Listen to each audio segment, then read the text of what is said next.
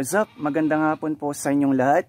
So kaninang umaga nga po, nandun po kami sa school para magbrigada eskwela, para maglinis sa aming kapaligiran at sa aming classroom doon. At ngayon nandito po ulit tayo sa ating garden. Ang gagawin po natin dito ay mag-harvest po tayo ng siling panigang. Samahan niyo po ako sa ating video ngayong araw. Okay guys, so tara po, i-harvest na po natin ang ating tanim na sili na nasa likod po ng ating bakuran. Okay.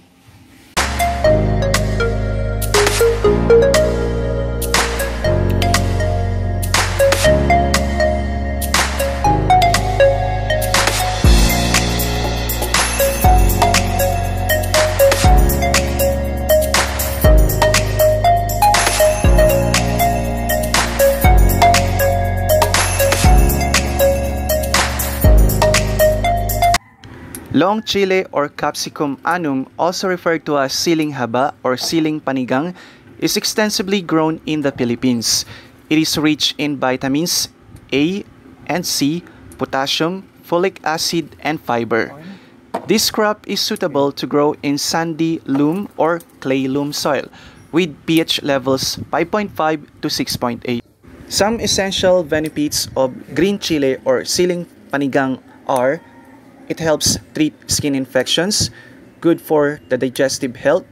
Green chile benefits in weight loss and control blood sugar levels. It also helps prevent cancer, good for the heart. Green chile benefits cure cold and helps combat mood swings.